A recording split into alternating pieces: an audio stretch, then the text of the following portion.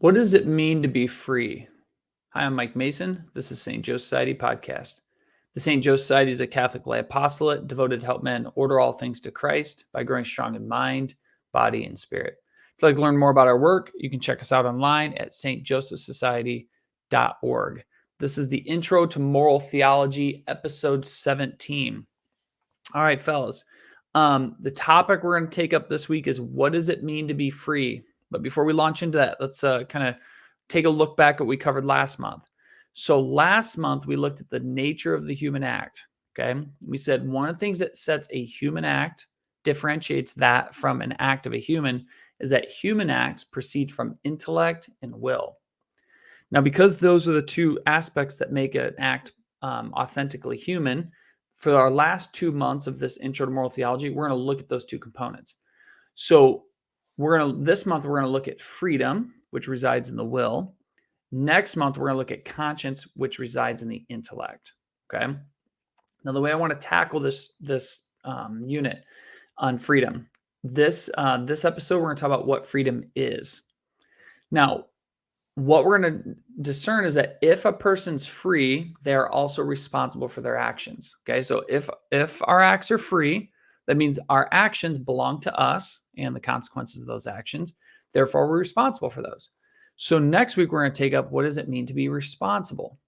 Now, what we'll discover this week and next is that freedom isn't just an either or. It's not like I am free or I'm not. There's an element, there's a sense in which our freedom works on a continuum. Okay. Well, if our freedom works on a continuum, we're like less or more free. We also are going to be less or more responsible. So in the third week, episode 19, we're going to look at modifiers of freedom. So what sort of things modify how free or not free we are? And then the last thing we'll turn to is the function of law and morality. Because what I'm going to argue is that laws are there to facilitate freedom, not to take it away.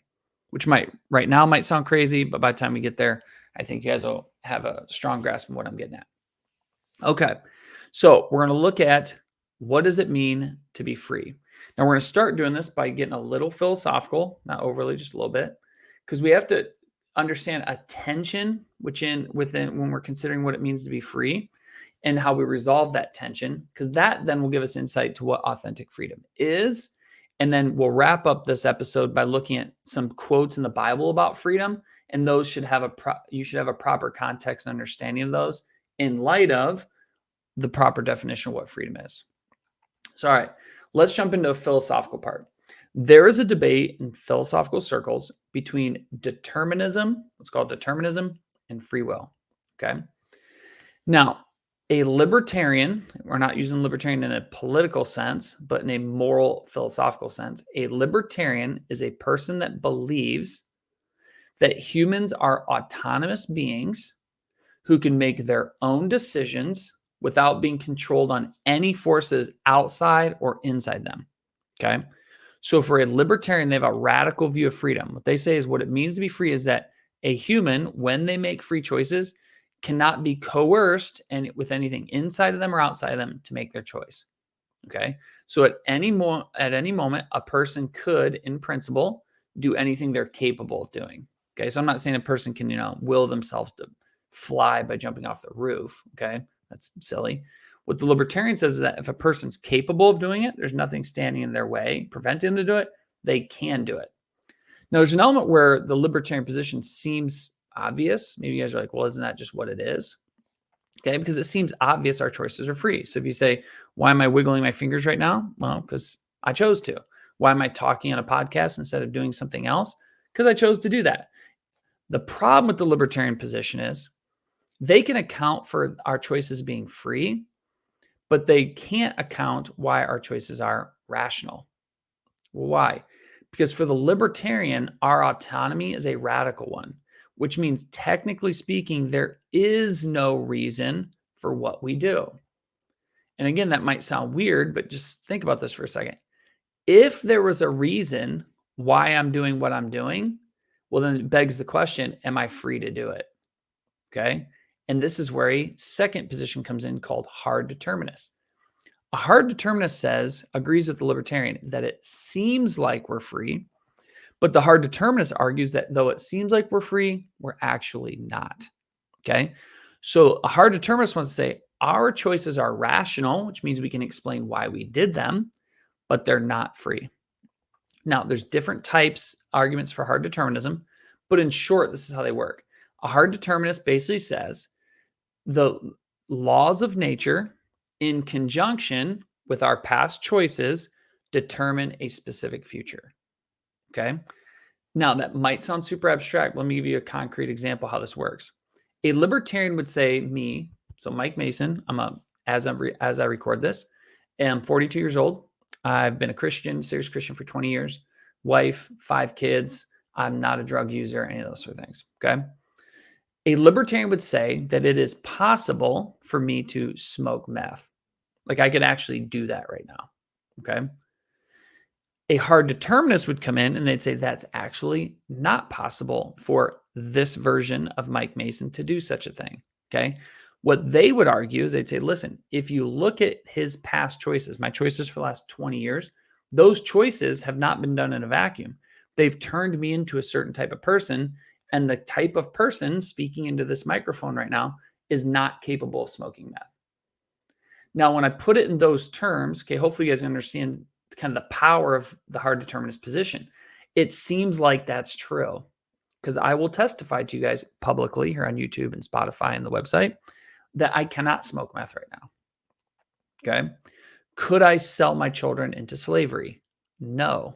Okay. Could you? No. That's the hard determinist point. What they say is, listen, our past choices determine certain outcomes and we're not, quote unquote, free to do otherwise. Now, the libertarian and the hard determinist, notice they both have to give something up. The libertarian can account for the fact we're free, but they can't account for why our choices are rational.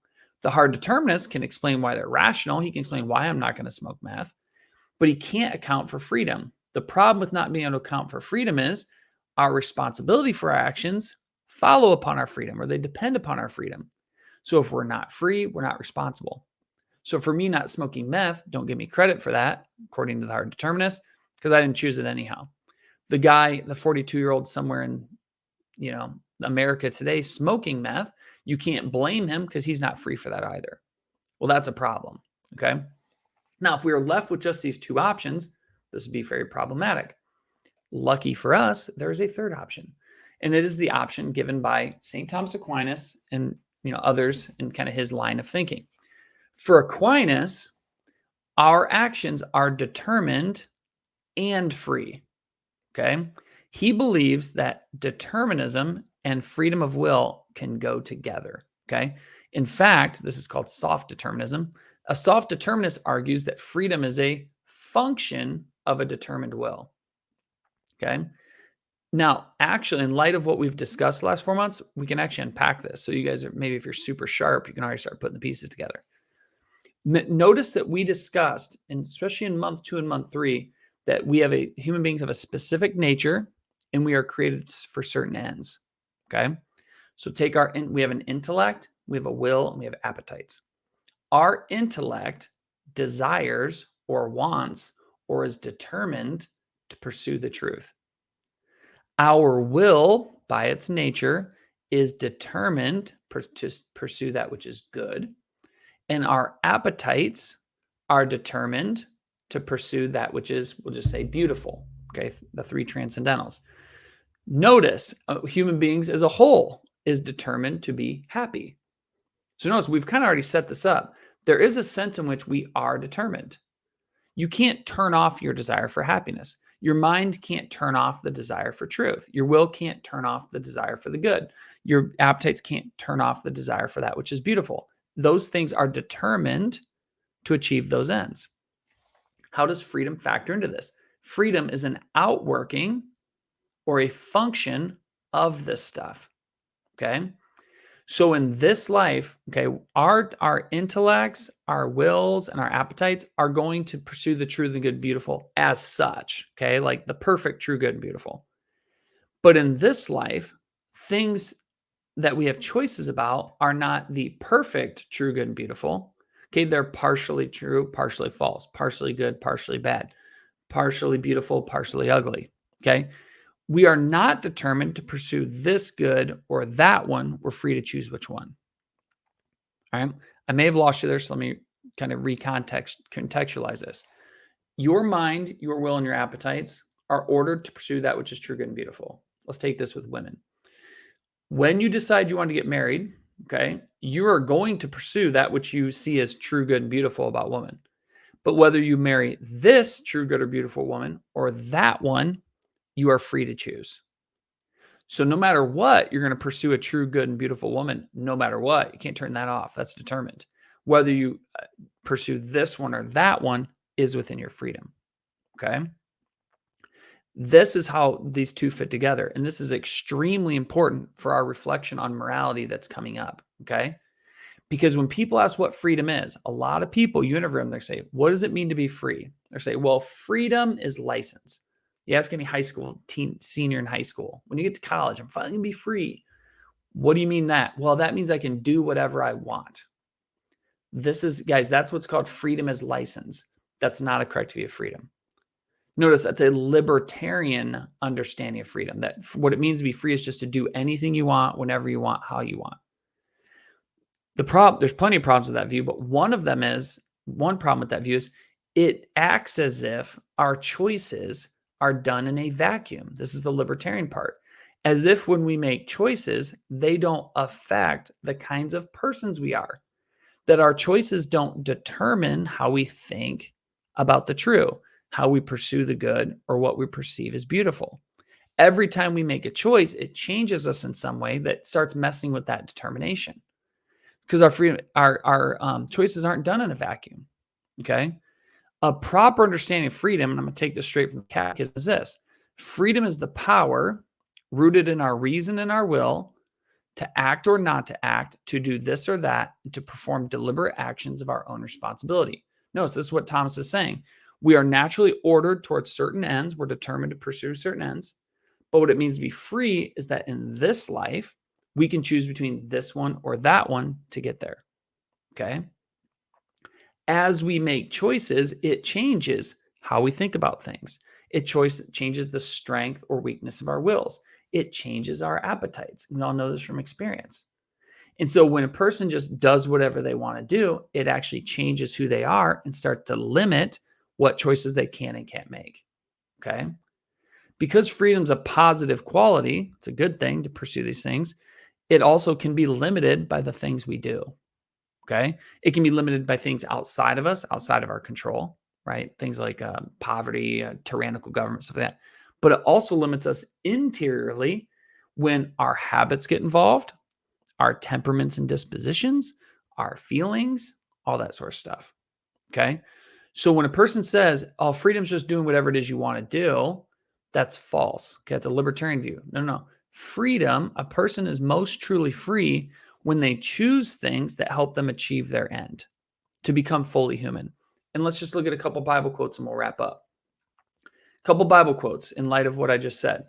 John 8:31-32, Jesus says to the Jews, if you continue in my word, you are truly my disciples. You will know the truth and the truth will make you free.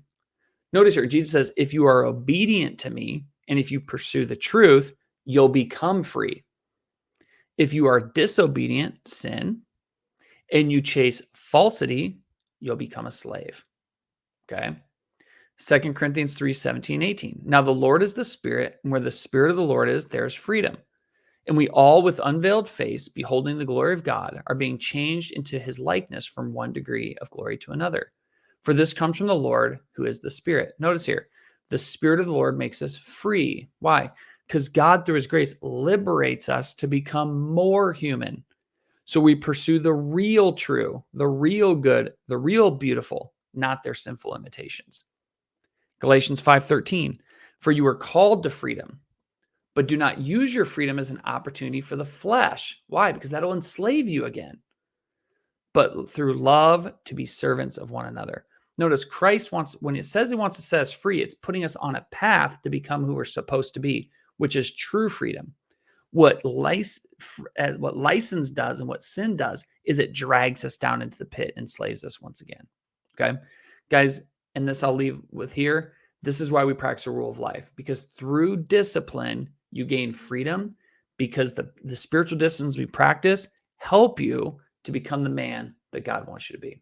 So hope you guys have a great week. I look forward to seeing you next time. God bless.